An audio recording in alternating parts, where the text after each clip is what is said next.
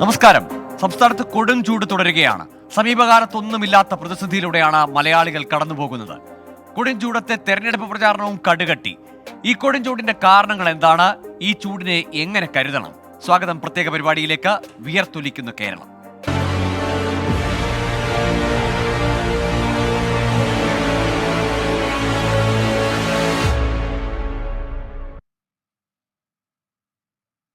സംസ്ഥാനത്ത് കൊടുംചൂടിലും തെരഞ്ഞെടുപ്പ് പ്രചാരണം പൊടിപൊടിക്കുകയാണ്.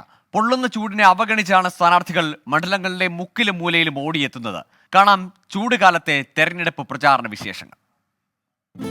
മിക്ക ജില്ലകളിലും താപനില 35 ഡിഗ്രി സെൽഷ്യസിന് മുകളിലാണ്. പാലക്കാട് 41 ഡിഗ്രി സെൽഷ്യസ് വരെ ഉയരുമെന്നാണ് മുന്നറിയിപ്പ്. തെരഞ്ഞെടുപ്പ് ഫലം വരുമ്പോൾ വിയർക്കാതിരിക്കാൻ ഇപ്പോൾ എത്ര വിയർത്താലും കുഴപ്പമില്ലെന്ന മട്ടിലാണ് സ്ഥാനാർത്ഥികളുടെ വോട്ടോട്ടം.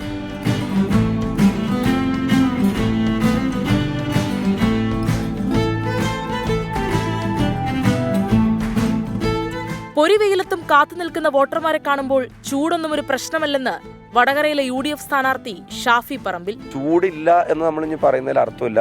നല്ല ചൂടും നല്ല ബുദ്ധിമുട്ടൊക്കെ ഉണ്ട്. പക്ഷേ ആ ചൂടിലൊരു തണുപ്പ് ഇവരുടെ അടുത്തേക്ക് എത്തുമ്പോൾ നമുക്കൊരു തണൽ കിട്ടുന്ന പോലത്തെ ഒരു അനുഭവം ഇവിടുത്തെ ജനങ്ങൾ തരുന്നുണ്ട്. അതിൽ പിടിച്ചു നിൽക്കുകയാണ്. ചൂട് കൂടിയതോടെ പ്രചാരണത്തിന് സമയക്രമം ഏർപ്പെടുത്തിയിരിക്കുകയാണ് വടകരയിലെ LDF സ്ഥാനാർത്ഥി KK ശൈലജ. പ്രചാരണത്തിനിടെ ധാരാളം വെള്ളം കുടിക്കും. വോട്ടർമാരുടെ കാര്യത്തിലുമുണ്ട് കരുതൽ. ഈ ഉച്ചക്കത്തെ കേന്ദ്രത്തിലെത്തുമ്പോൾ 1 മണിയൊക്കെ ആയി പോകുന്നുണ്ട്. പക്ഷേ എന്നാലും ജനങ്ങളധികം വെയിൽ കൊള്ളിക്കാതെ തണലുള്ള സ്ഥലം നോക്കിയിട്ട് തിരഞ്ഞെടുത്തിട്ട് അങ്ങനെ ഇരിക്കുന്നുണ്ട്. ധാരാളം വെള്ളം സ്വീകരണ കേന്ദ്രത്തിലെല്ലാം വെക്കുന്നുണ്ട്. ഞാനും എൻ്റെ വണ്ടിക്കകത്ത് ഇഷ്ടംപോലെ വെള്ളം വെക്കുന്നുണ്ട്. ഇടയ്ക്കിടെ വെള്ളം കുടിക്കുന്നു. മുഖത്തെ ക്ഷീണം മനസ്സിനെ ബാധിച്ചിട്ടില്ലെന്ന് തിരുവനന്തപുരത്തെ LDF സ്ഥാനാർത്ഥി പന്ന്യൻ രവീന്ദ്രൻ. ഏത് തീക്ഷ്ണ കാലാവസ്ഥയെയും നേരിടാൻ മനസ്സ് പക്വമാണ് നേതാവിന്. ആ ക്ഷീണം കാലാവസ്ഥയോട് പൊരുതാനുള്ള ക്ഷീണമാണ്. ആ ക്ഷീണം മനസ്സിനെ ബാധിച്ചില്ല. ഏത് തീക്ഷ്ണമായ കാലാവസ്ഥയും നേരിടാൻ എൻ്റെ മനസ്സ് പക്വമാണ്. കാരണം ഞാനൊരു കമ്മ്യൂണിസ്റ്റുകാരനാണ്. നാരങ്ങാവെള്ളവും കരിക്കുമാണ് ചൂടിനെ പ്രതിരോധിക്കാൻ ശശി തരൂരിന്റെ ആശ്രയം. ഭയങ്കര ചൂട്. എനിക്ക് തോന്നുന്നു ഇത് 2009 എൻ്റെ ഓർമ്മ. ഭയങ്കര ചൂടായിരുന്നു. പക്ഷെ ആകെ 3 ആഴ്ചയുടെ പ്രചരണം ഉണ്ടാകുന്നുണ്ട്. ഈ തവണ എൻ്റെ പേര് പ്രഖ്യാപിക്കുന്നത് മാർച്ച് 10-ാം തീയതിയാണ്. വിചാരിച്ചു നമ്മൾ എന്താ തീയതി? ഇന്ന് ഏപ്രിൽ 7-ആയി. 1 മാസം പ്രചരണം ചെയ്ത് കഴിഞ്ഞു. നല്ല ചൂടാണ്. കൂടുതൽ എല്ലാ ദിവസവും ചൂട് കൂടുന്നുണ്ട്. ചൂടൊരു വെല്ലുവിളിയേ അല്ലെന്ന് രാജീവ് ചന്ദ്രശേഖർ. ജനങ്ങൾക്ക് അതേ ഒരു ടെമ്പറേച്ചർ അല്ലേ, അത് എനിക്ക് അങ്ങനെ ഒരു പ്രോബ്ലം ആയിട്ട് ഞാൻ കരുതുന്നില്ല. ചൂടുണ്ട്, കുറച്ചൊരു ഹൈഡ്രേറ്റ് ചെയ്യണം, വെള്ളം കുടിക്കണം, നാരങ്ങ വെള്ളം കിട്ടിയാൽ അതും കുടിക്കണം. അന്തരീക്ഷത്തിലെ ചൂട് തെരഞ്ഞെടുപ്പ് ചൂടിനോളം വരില്ലെന്ന് പാലക്കാട്ടെ NDA സ്ഥാനാർത്ഥി C കൃഷ്ണകുമാർ. കനത്ത ചൂടാണ്. പക്ഷേ പ്രവർത്തകർ സ്വീകരണ പരിപാടികൾക്കെല്ലാം തയ്യാറായിട്ട് നിൽക്കുന്ന സമയത്ത് ചൂടിനെ വകവയ്ക്കാതെ സ്വീകരണ സ്ഥലത്തും പ്രവർത്തകർ കാത്തു നിൽക്കുന്ന അവിടെ എത്തേണ്ടി വരികയാണ്. അന്തരീക്ഷത്തിലെ ചൂട് ഇപ്പോൾ തെരഞ്ഞെടുപ്പ് ചൂട് ആയിട്ട് താരതമ്യം ചെയ്യുന്ന സമയത്ത് കുറവായിട്ടാണ് പലപ്പോഴും തോന്നുന്നത്. ചൂടിനോട് പൊരുതാൻ പ്രചാരണത്തിനിടെ ഓറഞ്ചാണ് ഹൈബിയുടെ പ്രധാന ആഹാരം. ധാരാളം വെള്ളം കുടിച്ചും മാംസാഹാരം ഒഴിവാക്കിയുമെല്ലാം പ്രചാരണ ചൂട് കുറയാതെ നോക്കുകയാണ് സ്ഥാനാർത്ഥികൾ. News desk 24. അങ്ങനെ സ്ഥാനാർത്ഥികളുടെ പൊടിക്കൈകൾ ഇതായിരുന്നു കണ്ടത്. സംസ്ഥാനത്ത് വെള്ളിയാഴ്ച വരെ താപനില ഉയരാൻ സാധ്യതയെന്നാണ് കേന്ദ്ര കാലാവസ്ഥാ വകുപ്പിന്റെ മുന്നറിയിപ്പുള്ളത്. 12 ജില്ലകളിൽ യെല്ലോ അലർട്ട് പ്രഖ്യാപിച്ചു. സംസ്ഥാനത്ത് ഉഷ്ണതരംഗ സാധ്യത നിലനിൽക്കുന്നതിനാൽ ദുരന്ത നിവാരണ authority member secretary Sekhar Kuriakose 24നോട് പറഞ്ഞു. തെക്കൻ കേരളത്തിലും മധ്യ കേരളത്തിലും വേനൽ മഴയ്ക്കും സാധ്യതയുണ്ട്. സംസ്ഥാനം കടുത്ത വേനലിൽ പല ജില്ലകളും ചുട്ടുപൊള്ളുന്നു. പാലക്കാട് ഉയർന്ന താപനില 41 ഡിഗ്രി സെൽഷ്യസ് വരെ വർദ്ധിക്കാൻ സാധ്യതയെന്ന് മുന്നറിയിപ്പ്. കൊല്ലത്ത് ഉയർന്ന താപനില 39 ഡിഗ്രി സെൽഷ്യസ് വരെയും തൃശൂർ, കോഴിക്കോട്, പത്തനംതിട്ട, കോട്ടയം ജില്ലകളിൽ 38 ഡിഗ്രി സെൽഷ്യസ് വരെയും രേഖപ്പെടുത്തിയേക്കും. കണ്ണൂർ, എറണാകുളം, ആലപ്പുഴ ജില്ലകളിൽ താപനില 37 ഡിഗ്രി സെൽഷ്യസ് വരെ ഉയർന്നേക്കും. തിരുവനന്തപുരം, മലപ്പുറം, കാസർഗോഡ് ജില്ലകളിൽ ഉയർന്ന താപനില 36 ഡിഗ്രി സെൽഷ്യസ് വരെ എത്തിയേക്കുമെന്ന് കേന്ദ്ര കാലാവസ്ഥാ വകുപ്പ് മുന്നറിയിപ്പ് നൽകുന്നു. സാധാരണയേക്കാൾ 2 മുതൽ 4 ഡിഗ്രി സെൽഷ്യസ് വരെ ചൂട് കൂടാനാണ് സാധ്യത. വേനൽ മഴയുടെ പശ്ചാത്തലത്തിൽ രാത്രികാല ചൂട് കുറയുമെന്നും എന്നാൽ അത്യുഷ്ണം മൂലമുണ്ടാകുന്ന അസ്വസ്ഥതയ്ക്കും ആരോഗ്യ പ്രശ്നങ്ങൾക്കും സാധ്യതയേറെയെന്നും ദുരന്ത നിവാരണ authority member secretary Sekhar Kuriakose 24നോട് പറഞ്ഞു. ചൂട് ഇനിയും വർദ്ധിക്കുമോ എന്ന ചോദ്യത്തിന് ആദ്യത്തെ മറുപടി, നമ്മൾക്ക് ഈ ദിവസം മുതൽ അങ്ങോട്ടുള്ള കുറച്ച് ദിവസം വേനൽ മഴയുടെ സാധ്യതയുണ്ട്. വേനൽ മഴ ചൂട്, രാത്രികാല ചൂട് കുറയ്ക്കുന്നതിന് സഹായകരമാകും. പക്ഷേ ഉഷ്ണം വർദ്ധിക്കും. അപ്പോൾ നമ്മൾ മലയാളികൾ കൂടുതൽ ശ്രദ്ധിക്കേണ്ടത് ഈ ചൂടിനേക്കാൾ ഉഷ്ണമാണ്. ഉഷ്ണം എന്ന സ്ഥിതിവിശേഷം കൂടി തന്നെ നിൽക്കും. മനുഷ്യനെന്ന നിലയിൽ സ്വയം പ്രതിരോധിക്കാവുന്ന ഒരു ഉഷ്ണസ്ഥിതിയുണ്ട്. അതിനെ അധികരിക്കുന്നുണ്ട് പല സ്ഥലങ്ങളിലും. ഇപ്പോൾ ഉദാഹരണത്തിന് ഇന്ന് കൊല്ലത്തും പാലക്കാടും 2 മുതൽ 4 ഡിഗ്രി വരെ ചൂട് വർദ്ധിക്കാം എന്ന മുന്നറിയിപ്പുണ്ട്. തെക്കൻ കേരളത്തിലും മധ്യ കേരളത്തിലും മലയോര മേഖലകളിൽ ഇടിമിന്നലോട് കൂടിയ വേനൽ മഴ ലഭിച്ചേക്കും. തിരുവനന്തപുരം മുതൽ പാലക്കാട് വരെയുള്ള ജില്ലകളിൽ വേനൽ മഴയ്ക്ക് സാധ്യതയുണ്ട്. കള്ളക്കടൽ പ്രതിഭാസത്തിന്റെ ഭാഗമായി കേരള തീരത്ത് കടലാക്രമണത്തിന് സാധ്യതയെന്ന് ദേശീയ സമുദ്രസ്ഥിതി പഠന ഗവേഷണ കേന്ദ്രം മുന്നറിയിപ്പ് നൽകി. 24 തിരുവനന്തപുരം.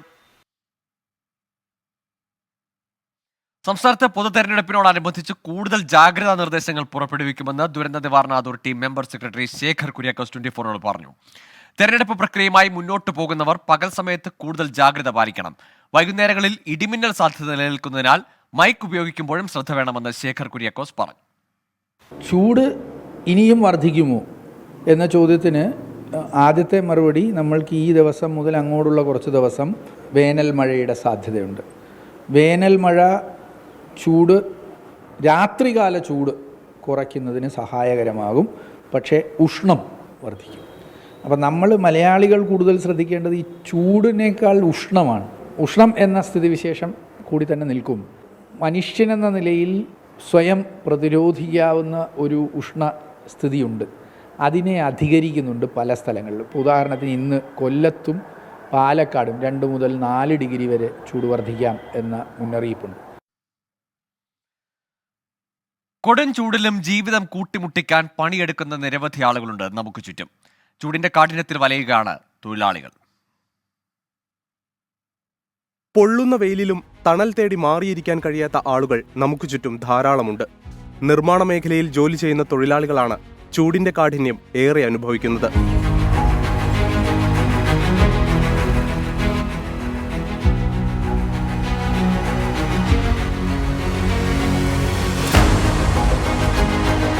പാതയോരങ്ങളിലെ ചെറുകിട കച്ചവടക്കാർ, ലോട്ടറി വിൽപ്പനക്കാർ, ട്രാഫിക്കിൽ ഡ്യൂട്ടിയുള്ള പോലീസ് ഉദ്യോഗസ്ഥർ, ഓൺലൈൻ ഡെലിവറി ജോലി ചെയ്യുന്നവർ എന്നിങ്ങനെ കൊടും ചൂടിലും അന്നം തേടുന്നവർ ഏറെയുണ്ട്.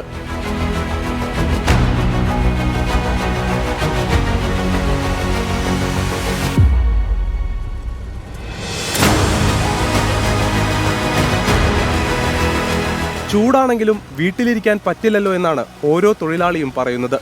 മാറുന്ന കാലാവസ്ഥയെ കരുതലോടെ പ്രതിരോധിക്കുക എന്നതാണ് ഏക മാർഗം. 24 കൊച്ചി. വേനൽ ചൂട് കൂടുമ്പോൾ ആരോഗ്യകാര്യങ്ങളിൽ ഉൾപ്പെടെ പ്രത്യേക ശ്രദ്ധ വേണമെന്നാണ് ഡോക്ടർമാരുടെ അഭിപ്രായം. വ്യക്തി ശുചിത്വത്തിനും പ്രാധാന്യമുണ്ട്. കുഞ്ഞുങ്ങളും പ്രായമായവരും പ്രത്യേകം ശ്രദ്ധ പുലർത്തണം. ഏപ്രിൽ മെയ് മാസങ്ങളിൽ വേനൽ ചൂട് കൂടും. ആരോഗ്യകാര്യങ്ങളിൽ പ്രത്യേകം ശ്രദ്ധ വേണം. ത്വക്ക് രോഗങ്ങളും അലർജിയുമൊക്കെ ഉണ്ടാകാനുള്ള സാധ്യത വളരെ കൂടുതലാണ്. പരിസര ശുചിത്വത്തിനും വ്യക്തി ശുചിത്വത്തിനും തന്നെയാണ് ഇവിടെ പ്രാധാന്യം. വരുന്ന സൺലൈറ്റ് എന്ന് പറയുന്നത് UV റേസും എല്ലാം വരുന്നതുകൊണ്ട് കുട്ടികൾക്ക് സൂര്യാഘാതം ഏൽക്കാനുള്ള chances are very high.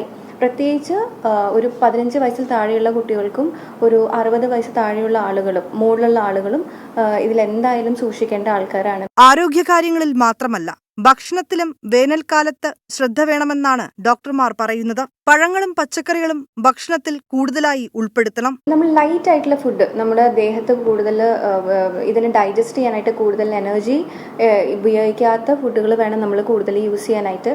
Non veg ഒക്കെ ആണെന്നുണ്ടെങ്കിൽ കൂടുതൽ ഹീറ്റ് നമ്മുടെ ബോഡി പ്രൊഡ്യൂസ് ചെയ്യുന്നതാണ്. അപ്പോൾ നമ്മൾ കുറച്ചുകൂടി ലൈറ്റർ ആയിട്ടുള്ള കുറേ വെജിറ്റബിൾസ്, കുറേ സാലഡ്സ് അതും ഇടവിട്ട് ഒരു 3 hours 4 hours ഗ്യാപ്പിൽ കൊടുക്കുകയെന്നുണ്ടെങ്കിൽ ഭയങ്കര നല്ലതാണ്. ശരീരത്തിൽ നിർജ്ജലീകരണത്തിന് ഇടവരുത്തരുത്. ധാരാളം വെള്ളം കുടിക്കണം. കോട്ടൺ വസ്ത്രങ്ങൾ തന്നെയാണ് ഏറ്റവും നല്ലത്. സൂര്യാഘാതമേൽക്കാൻ സാധ്യതയുള്ളതിനാൽ രാവിലെ 11 മണി മുതൽ വൈകിട്ട് 3 വരെ പ്രായമായവരും കുട്ടികളും പുറത്തിറങ്ങുമ്പോൾ പ്രത്യേകം ശ്രദ്ധ പുലർത്തണം. 24 കൊച്ചി. സംസ്ഥാനത്ത് ചൂട് കൂടിയതോടെ വൈദ്യുതി ഉപയോഗത്തിലുണ്ടായ വർധന KSEBയെ പ്രതിസന്ധിയിലാക്കുന്നുണ്ട്. വൈദ്യുതി ക്ഷാമം മറികടക്കാൻ ഉയർന്ന വില നൽകി കൂടുതൽ വൈദ്യുതി വാങ്ങേണ്ടി വരികയാണ്. നിയന്ത്രണം ഏർപ്പെടുത്തിയില്ലെങ്കിലും വലിയ തോതിൽ വൈദ്യുതി ഉപയോഗിക്കുന്നത് പ്രസരണ വിതരണ ശൃംഖലയെ ബാധിക്കുകയാണ്. പലയിടത്തും വൈദ്യുതി മുടങ്ങുന്നതിനാണ് ഇതിടയാക്കുന്നത്. ചൂട് വർദ്ധിച്ചതോടെ ഓരോ ദിവസവും വൈദ്യുതി ഉപയോഗത്തിൽ റെക്കോർഡ് വർധനയാണുള്ളത്. ശനിയാഴ്ച ഉപയോഗിച്ച 108.22 ദശലക്ഷം സർവകാല റെക്കോർഡാണ്. മാക്സിമം ഡിമാൻഡും 5364 മെഗാവാട്ട് എന്ന റെക്കോർഡിലേക്ക് കുതിച്ചുയർന്നു. ഇന്നലെ അവധി ദിവസമായിട്ട് കൂടി 103 ദശലക്ഷം യൂണിറ്റിലധികം വൈദ്യുതിയാണ് ഉപയോഗിച്ചത്. ഏപ്രിൽ 5-ന് 5353 മെഗാവാട്ടായിരുന്നു ആകെ ആവശ്യകത. ഇതിൽ 2800 മെഗാവാട്ടും സംസ്ഥാനത്തിൻ്റെ പുറത്തുനിന്ന് വാങ്ങിയെത്തിച്ച വില കൂടിയ താപവൈദ്യുതിയാണ്. AC-യും വൈദ്യുതി വാഹനങ്ങളും വ്യാപകമായതാണ് വൈദ്യുതി ഉപഭോഗം കൂടാൻ കാരണം. വലിയ തോതിൽ വൈദ്യുതി ഉപയോഗിക്കുന്ന വാഹനങ്ങൾ രാത്രി സമയത്ത് ചാർജ് ചെയ്യുന്നത് മൂലം ട്രാൻസ്ഫോമറുടെ ലോഡ് കൂടുന്നതിനും ഫ്യൂസ് പോകുന്നതിനും ഇടയാകുന്നു. ഇക്കാരണത്താൽ ഒരു പ്രദേശമാകെ ഇരുട്ടിലാകുന്ന സാഹചര്യമാണുള്ളതെന്ന് KSEB വ്യക്തമാക്കുന്നു. വൈദ്യുതി വാഹനങ്ങളുടെ ചാർജിംഗ് രാത്രി 12-ന് ശേഷമോ പകലോ ക്രമീകരിക്കണമെന്നും KSEB അറിയിച്ചു. വൈകിട്ട് 6 മുതൽ 12 വരെയുള്ള സമയത്ത് അത്യാവശ്യമില്ലാത്ത എല്ലാ വൈദ്യുത ഉപകരണങ്ങളും ഓഫ് ചെയ്തും മാറ്റിവെക്കാവുന്നവ പകൽ സമയത്തേക്ക് പുനഃക്രമീകരിച്ചും ജനങ്ങൾ സഹകരിക്കണമെന്നാണ് ബോർഡിന്റെ അഭ്യർത്ഥന. 24 തിരുവനന്തപുരം. വിയർത്തൊലിക്കുന്ന കേരളം എന്ന പ്രത്യേക ബുള്ളറ്റിലേക്ക് വീണ്ടും സ്വാഗതം. വേനൽ കടുത്തതോടെ മലപ്പുറത്ത് കുടിവെള്ളക്ഷാമം അതിരൂക്ഷമാണ്. ഭൂരിഭാഗം കുടിവെള്ള പദ്ധതികൾക്കുമായി വെള്ളം ശേഖരിക്കുന്ന ഭാരതപ്പുഴ വറ്റി വരണ്ടു. ആഴ്ചയിൽ 1-2 ദിവസം മാത്രമാണ് ഇപ്പോൾ ഇവിടെ നിന്ന് വെള്ളം ശേഖരിക്കാൻ കഴിയുന്നത്.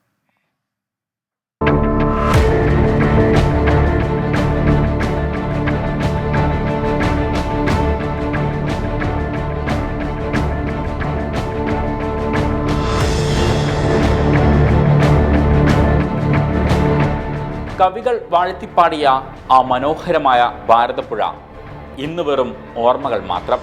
വറ്റിവരണ്ട് കണ്ണീർ പൊഴിക്കുകയാണ് നിളയോരം. പരന്നൊഴുകിയിരുന്ന പുഴയിൽ ഇന്ന് മണൽപ്പരപ്പ് മാത്രം. ഭാരതപ്പുഴയിലേക്ക് വെള്ളമെത്തുന്ന ജലസംഭരണികളിൽ വെള്ളം കുറഞ്ഞതാണ് പ്രതിസന്ധിക്ക് കാരണം. മുൻകാല കണക്കുകൾ പ്രകാരം 3 ജില്ലകളിലായി 444 കുടിവെള്ള പദ്ധതികൾ നടപ്പാക്കുന്ന പുഴയാണ് ഭാരതപ്പുഴ. പുഴ വറ്റിയതോടെ ഇതിനെ ആശ്രയിച്ച് കഴിയുന്നവർ ബുദ്ധിമുട്ടിലാണ്. ഭൂരിഭാഗം കുടിവെള്ള പദ്ധതികളും ആഴ്ചയിൽ 1-2 ദിവസം മാത്രമാണ് വെള്ളം ശേഖരിക്കുന്നത്. ഭയങ്കരമായിട്ടുള്ള ചൂടാണ്, പ്രകൃതിയുടെ ഒരു മാറ്റം തന്നെയാണ്. പിന്നെ എല്ലാ പ്രാവശ്യവും ഈ മണൽപ്പരപ്പിൽ അത്യാവശ്യം വെള്ളം ഉണ്ടാവുന്നത് ഇപ്രാവശ്യം ഉണ്ട്. എന്നാലും അത് ഒരു നിശ്ചിതമായിട്ടുള്ള അവസ്ഥയിലല്ല. സാധാരണ വേനൽ മഴയ്ക്ക് ലഭിക്കുന്ന വെള്ളമാണ് വലിയ ആശ്വാസം. എന്നാൽ ഇത്തവണ വേനൽ മഴ ലഭിക്കാതായതോടെ കർഷകരും പുഴയെ ആശ്രയിക്കുന്നവരും വലിയ പ്രതിസന്ധിയിലാണ്. പുഴ വറ്റിയതോടെ സമീപ പ്രദേശങ്ങളിൽ ജലക്ഷാമം അതിരൂക്ഷമാണ്. ചൂടും വെള്ളത്തിൻ്റെ പ്രയാസം എല്ലാം നന്നായിട്ടുണ്ട്. അത് കൃഷിയെയും പിന്നെ കന്നുകാലികളെയും മാത്രമല്ല ഈ പക്ഷി മൃഗാദികളൊക്കെ ഉണ്ടല്ലോ അവരെയൊക്കെ വല്ലാതെ ബാധിക്കുന്നു. എല്ലാ കാലത്തും ഇല്ലയെന്ന് വെച്ചാൽ എല്ലാ കാലത്തും ഉണ്ട്. പക്ഷേ അതിനേക്കാൾ വളരെ കഠിനമായൊരവസ്ഥയാണ് ഇപ്പോൾ ഇവിടെ കണ്ടുവരുന്നത്. സമാനമാണ് മലപ്പുറം ജില്ലയിലെ മറ്റ് പുഴകളുടെയും അവസ്ഥ. ഒട്ടുമിക്ക ഇടങ്ങളും വറ്റി വരണ്ടിരിക്കുകയാണ്. മലപ്പുറം നഗരത്തിലെ വാട്ടർ അതോറിറ്റിയുടെ ജലവിതരണം പുഴകളിൽ വെള്ളമില്ലാതായതിനാൽ തുടർച്ചയായി മുടങ്ങുന്ന സാഹചര്യവുമുണ്ട്. 24 മലപ്പുറം. വീണ്ടും തെരഞ്ഞെടുപ്പ് പ്രചാരണ രംഗത്തേക്കാണ്. തെരഞ്ഞെടുപ്പ് പ്രചാരണം ചൂടുപിടിക്കുമ്പോൾ അതിനേക്കാൾ വാശിയിൽ ചൂടുപിടിക്കുകയാണ് ആലത്തൂരിൽ സൂര്യൻ. രാവിലെ 11 മണി കഴിഞ്ഞാൽ 40 ഡിഗ്രിയിലേക്കാണ് ആലത്തൂരിലെ ചൂടിന്റെ ഒരു പോക്ക്. ആ ചൂടിനോടുകൂടി പടവെട്ടിയാണ് സ്ഥാനാർത്ഥി പ്രചാരണം ആലത്തൂരിന്റെ മുക്കിലും മൂലയിലും എത്തുന്നത്. ഈ പാലക്കാട്ടെ ചൂടുണ്ടല്ലോ, പൊള്ളി പുകയുക. എങ്ങനെയാണോ നമ്മുടെ സ്ഥാനാർത്ഥികളൊക്കെ ഈ സമയത്ത് പുറത്തിറങ്ങി നടക്കുന്നത്? അവർക്ക് വോട്ടല്ലാണ് പ്രധാനം. ഈ ചൂടൊന്നും അവർക്കൊരു പ്രശ്നമല്ലല്ലോ. എങ്കിൽ നമുക്കൊരു കാര്യം ചെയ്താലോ, അവരുടെ ചൂട് എത്രത്തോളം ഉണ്ടെന്നൊന്ന് പോയി നോക്കിയാലോ? റെഡിയെങ്കിൽ. ഒരു രക്ഷയുമില്ലാത്ത ചൂടാണ് ആലത്തൂര്. രാവിലെ 7 മണിയാകുമ്പോൾ തന്നെ ചൂട് 35 ഡിഗ്രി കടക്കും. അനുഭവപ്പെടുന്ന ചൂട് അപ്പോൾ 40-ലെത്തും. 11 മണിയായാൽ ചൂട് അതിന്റെ തനി സ്വഭാവം കാട്ടിത്തുടങ്ങും. പിന്നെ ഒരൊറ്റ പോക്കാണ്. 40, 41 അങ്ങനെ 44 വരെ പലയിടത്തും ചൂടെത്തും. ഇതൊന്നും തങ്ങളെ ബാധിക്കുന്നില്ല എന്നാണ് സ്ഥാനാർത്ഥികൾ പറയുന്നത്. ഈ ചൂടാണെങ്കിലും എൻ്റെ അമ്മമാര് വളരെയധികം പിന്തുണ നൽകിക്കൊണ്ട് ഈ ചൂടിനെയൊക്കെ വകഞ്ഞു മാറ്റിക്കൊണ്ട് ഓടി വരുന്ന കാഴ്ച നിങ്ങൾ തന്നെ കാണുകയല്ലേ അല്ലേ? ആ പ്രാർത്ഥനയും പിന്തുണയുമാണ് മുന്നോട്ട് പോകാനുള്ള കരുത്ത്. ചൂട് കൂടുന്നതനുസരിച്ച് രമ്യയുടെ പാട്ടിന്റെ എണ്ണവും കൂടുന്നുണ്ടെന്ന് കൂടെയുള്ളവർ തന്നെ പറയുന്നു.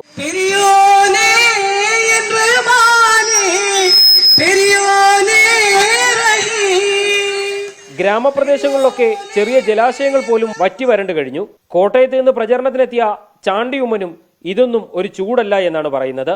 പാലക്കാട്ടെ ചൂട് ഇപ്പോൾ കേരളം മുഴുവൻ ഇതേ ചൂടാ. വ്യത്യാസമൊന്നുമില്ല. പക്ഷേ എന്നെ സംബന്ധിച്ച് എല്ലാ ഇലക്ഷൻ 2004 ഇലക്ഷൻ ഉൾപ്പെടെ എല്ലാ ഇലക്ഷനും ഇങ്ങോട്ട് പാലക്കാടിൽ നിന്നാണ് പലപ്പോഴും തുടങ്ങാറുള്ളത് തന്നെ. ജനങ്ങൾ കൂടെയുള്ളപ്പോൾ ഈ ചൂടൊന്നും ഒരു ചൂടല്ല എന്ന് NDA സ്ഥാനാർത്ഥി സരസു ടീച്ചറും പറയുന്നു. ചൂട് കൂടി വരികയാണ്, ഞങ്ങളുടെയും ചൂട് കൂടി വരികയാണ്, അതുകൊണ്ട് പ്രശ്നമില്ല. നല്ലപോലെ വെള്ളം കുടിക്കുന്നുണ്ട്, അതൊന്നും നോക്കുന്നില്ല. നമ്മൾ ജയിക്കുക എന്നുള്ളത് ഒറ്റ ഒരു ലക്ഷ്യം മാത്രം മുന്നിൽ കണ്ടുപോവുകയാണ്. തെരഞ്ഞെടുപ്പിന് ഇനി 2 ആഴ്ചയോളം ഉള്ളപ്പോൾ ഈ ചൂടിനെ ഒടുവിൽ സ്ഥാനാർത്ഥികൾ തന്നെ കുറ്റം പറയുമോ എന്നാണ് കാണേണ്ടത്. മുഹമ്മദ് ഏലപ്പാറയ്ക്കൊപ്പം S. ശ്യാംകുമാർ, 24, ആലത്തൂർ. സംസ്ഥാനത്ത് ഓരോ ദിവസവും താപനില ഉയരുകയാണ്. സാധാരണയേക്കാൾ 2 മുതൽ 4 ഡിഗ്രി സെൽഷ്യസ് വരെയാണ് വർധന. ഏറ്റവും കൂടുതൽ ചൂട് അനുഭവപ്പെടുന്ന ജില്ലയാണ് പാലക്കാട്. പാലക്കാട് എരുമേയൂരിൽ ഇന്ന് 44.7 ഡിഗ്രി സെൽഷ്യസ് ചൂട് രേഖപ്പെടുത്തി. ഉച്ചയ്ക്ക് 2:45 റെക്കോർഡ് ചൂട് രേഖപ്പെടുത്തിയത്. വിവരങ്ങളുമായി പാലക്കാട് നിന്ന് S. ശ്യാംകുമാർ ചേരുന്നുണ്ട്. ശ്യാം, പാലക്കാട് ഇങ്ങനെ ചൂട് ഒരു പിടിയും തരാതെ പോവുകയാണ്. ഇനിയും ദിവസങ്ങൾ ബാക്കിയുണ്ട് ഏപ്രിൽ അല്ലെങ്കിൽ ഒരു മഴക്കാലത്തിലേക്ക്. പാലക്കാട്ടുകാരുടെ ആശങ്ക വളരെ വലുതാണല്ലോ.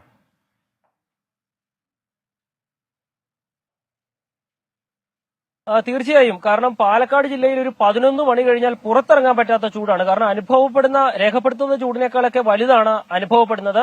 ഒരു 11 മണി കഴിയുമ്പോൾ ചൂടിന്റെ അളവ് അങ്ങ് 40ലേക്ക് കയറി കഴിഞ്ഞാൽ പിന്നെ അതൊന്ന് താഴണമെങ്കിൽ സൂര്യൻ അസ്തമിക്കണം എന്നുള്ള സ്ഥിതിയാണ്. പക്ഷേ രാത്രി 11 മണി 12 മണിയായാലും 30-33 ഡിഗ്രി ചൂടിൽ താഴുന്നുമില്ല. അനുഭവപ്പെടുന്ന ചൂട് വലുതാണ്. അതുകൊണ്ട് തന്നെ വെന്തുരുകുകയാണ് പാലക്കാട് ജില്ലയിലെ പല ഭാഗങ്ങളിലും. ഓട്ടോമാറ്റിക് വെതർ സ്റ്റേഷനിലാണ് ഇന്ന് എരുമയൂരിൽ 44.7 ഡിഗ്രി ചൂട് രേഖപ്പെടുത്തിയത്. കഴിഞ്ഞ ദിവസം മറ്റൊരു വെതർ സ്റ്റേഷനിൽ 45 ഡിഗ്രി, അത് മറ്റേ കൃഷിയുടെയൊക്കെ കാലാവസ്ഥ രേഖപ്പെടുത്തുന്ന സ്റ്റേഷനാണ്. അവിടെ 45 രേഖപ്പെടുത്തുകയും ചെയ്തിരുന്നു. അങ്ങനെ ചൂടിനൊരു കുറവുമില്ല പാലക്കാട് ജില്ലയിൽ. അങ്ങനെ ചൂട് കൊണ്ട് വെന്തുരുകയാണ് പാലക്കാടുകാർ. സ്ഥാനാർത്ഥികളുമൊക്കെ ഇത് തന്നെയാണ് പറയുന്നത്. ഇനിയും ഈ ദിവസങ്ങൾ എങ്ങനെ നീക്കുമെന്നുള്ളതാണ്. മെയ് ഒക്കെ ആകുമ്പോൾ എന്താകും സ്ഥിതി എന്ന് പറയില്ല. അതിനൊക്കെ ഉപരി ഒരു തുള്ളി മഴ പോലും ലഭിക്കുന്നില്ല. മഴ പാലക്കാട്ടേക്ക് തിരിഞ്ഞു നോക്കുന്നില്ല എന്നുള്ളത് ഈ ദുരിതവും ചൂടുമൊക്കെ ഇരട്ടിയാക്കുകയാണ്. ഗോകുൽ, ശരി, അതാണ് പാലക്കാട്ടെ അവസ്ഥ. ഇന്ന് 44.7 ഡിഗ്രി സെൽഷ്യസ് ചൂട് പാലക്കാട് രേഖപ്പെടുത്തി. അതാണ് എരുമേയൂരിലാണ് ഏറ്റവും ഉയർന്ന ചൂട് ഈ സീസണിൽ രേഖപ്പെടുത്തുന്നത്. കോഴിക്കോട് നിന്ന് രാഹുൽ സുരേഷ് കൂടി ചേരുന്നുണ്ട്. രാഹുൽ, എന്താണ് കോഴിക്കോട്ടെ അവസ്ഥ? പാലക്കാട് പിടിവിട്ട ചൂടിന്റെ കഥയും അവിടുത്തെ അവസ്ഥയുമാണ് ശ്യാം പറഞ്ഞത്. കോഴിക്കോട്ടുകാരുടെ സ്ഥിതി വ്യത്യസ്തമാണോ? ചൂടിന്റെ കാര്യത്തിൽ മലബാർ ജില്ലകളും ഒട്ടും പുറകിലല്ല. കോഴിക്കോട് ജില്ലയിൽ 38 ഡിഗ്രി വരെ ചൂടെത്തുമെന്നാണ് മുന്നറിയിപ്പിൽ പറയുന്നത്. കണ്ണൂർ ജില്ലയിൽ 37 ഡിഗ്രി സെൽഷ്യസും മലപ്പുറം, കാസർഗോഡ് ജില്ലകളിൽ 36 ഡിഗ്രി സെൽഷ്യസുമാണ് ഏറ്റവും ഉയർന്ന താപനിലയായി പറയുന്നത്. കഴിഞ്ഞ ദിവസങ്ങളിൽ ഉള്ള പോലെ തന്നെ കനത്ത ചൂടാണ് ഇന്നും മലബാറിലെ എല്ലാ ജില്ലകളിലും രേഖപ്പെടുത്തിയിട്ടുള്ളത്. നമ്മളിപ്പോൾ ഉള്ളത് കോഴിക്കോട് മിഠായി തെരുവിന് സമീപമാണ്. ഈ ആളുകൾക്ക് കനത്ത ചൂടിൽ ഏറെ ആശ്വാസം നൽകുന്നത് ഈ മിഠായി തെരുവും അതിന് സമീപമുള്ള മാനാഞ്ചിറയൊക്കെയാണ്. നമ്മൾ ദൃശ്യങ്ങളിൽ കാണുന്ന പോലെ തന്നെ ഈ മരങ്ങൾക്കടിയിലൊക്കെയാണ് രാവിലെയും ഉച്ചയ്ക്കും വൈകിട്ടുമൊക്കെ ആളുകൾ അല്പമെങ്കിലും വിശ്രമിക്കാനായി എത്തുന്നത്. ഈ പ്രത്യേകിച്ച് ഒരു തെരഞ്ഞെടുപ്പ് കാലം കൂടിയാണ്. സ്ഥാനാർത്ഥികളെല്ലാം തന്നെ വളരെയധികം ബുദ്ധിമുട്ടിലാണ് എന്നാണ് സ്ഥാനാർത്ഥികൾ പറയുന്നത്. ഈ മലയോര മേഖലകളിൽ കർഷകരും ദുരിതത്തിലാണ്. ചെറിയ മഴ പോലും ലഭിച്ചിട്ടില്ല. ഇന്നലെയും മിനിങ്ങാതൊക്കെ മഴ നിലത്ത് വീണു എന്ന് നമ്മൾ പ്രതീക്ഷിച്ചാണ്. പക്ഷേ ആ മഴ വന്ന പോലെ തന്നെ തിരിച്ചു പോകുന്ന ഒരു സാഹചര്യമുണ്ട്. നമ്മൾക്ക് ആളുകളോട് തന്നെ ചില പ്രതികരണങ്ങൾ തേടാം. ചേട്ടാ, കനത്ത ചൂടാണ്, എന്താണ് ചൂടിനെ കുറിച്ച് പറയാനുള്ളത്? ആ കനത്ത ചൂട് തന്നെയാണ്. ഏറ്റവും കൂടുതൽ ചൂട് ഇപ്പോൾ അനുഭവപ്പെട്ടുകൊണ്ടിരിക്കുന്ന സമയമാണ് ഇപ്പോഴുള്ളത്. ഇപ്പോൾ 37-38 ഡിഗ്രി ആയിട്ടുണ്ടെന്നാണ് പറയുന്നത്. ഇപ്പോൾ ആഗോള താപനം എന്ന് പറയുമ്പോൾ നമ്മൾ കൂടുതൽ ഹരിതവാതകത്തിൻ്റെ ബഹിർഗമനമാണ് കൂടുതലായിട്ട് പറഞ്ഞു കേൾക്കുന്നത്. മനുഷ്യൻ തന്നെ പലപ്പോഴും അതിന് ഉത്തരവാദിത്വം ഏറ്റെടുക്കേണ്ടതിരിക്കും. കാരണം അതോടൊപ്പം തന്നെ കാലാവസ്ഥയുടെ ഒരു ചെറിയ മാറ്റം കൂടിയുണ്ട്. അതായത് ഭൂമിയുടെ റൊട്ടേഷൻ, അതിൻ്റെ അച്ചുതണ്ട് ഒരു തവണ ഇങ്ങനെ കറക്കുന്നതിന് പകരം മറ്റൊരു കറക്കം കൂടിയുണ്ട്. 27,000 വർഷങ്ങൾക്ക് ഒരു റൊട്ടേഷൻ പോലെയുണ്ട്. അതായത് എപ്പോഴും അതിൻ്റെ ഓപ്പോസിറ്റിലേക്ക് വരുമ്പോൾ ഇങ്ങനെ ചൂട് കൂടാനുള്ള സാധ്യതയുണ്ട്.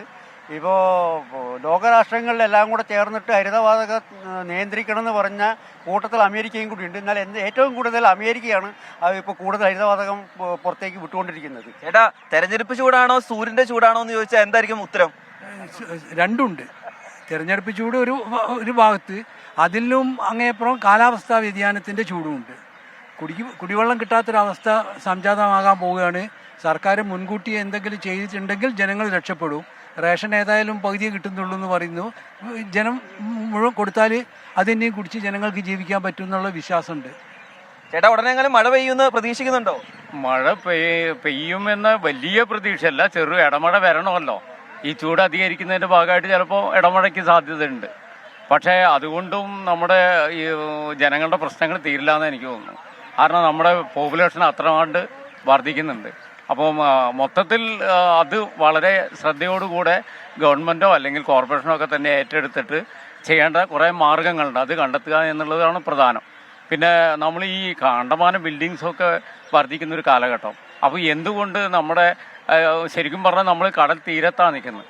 അവിടെ നിന്നുള്ള എയർ പോലും ഇങ്ങോട്ട് പാസ് ചെയ്യാൻ പറ്റാത്തൊരു സിറ്റുവേഷൻ ഉണ്ടാകുന്നുണ്ട്. അത് തടയാൻ പോലും അതിൻ്റെ തരണം ചെയ്യാൻ പോലും ആളുകൾ ശ്രമിക്കുന്നില്ല, അല്ലെങ്കിൽ അതിൻ്റെ പിന്നിൽ പ്രവർത്തിക്കുന്നവർ ഉദ്യോഗസ്ഥന്മാർ ശ്രമിക്കുന്നില്ല എന്നുള്ളതാണ് പ്രധാനം. ഗൂഗിൾ അതോടൊപ്പം തന്നെ ഈ കടകളിലൊക്കെ റെക്കോർഡ് കച്ചവടമാണ്. പ്രത്യേകിച്ച് ജ്യൂസ് വിൽക്കുന്ന കടകളിൽ, നാരങ്ങ വെള്ളം വിൽക്കുന്ന കടകളിലൊക്കെ കോഴിക്കോട് വളരെ പ്രിയപ്പെട്ടതാണ്. എന്താണ് അവിടുത്തെ അതിന്റെ ഒരു കച്ചവടത്തിന്റെ നിലവാരം?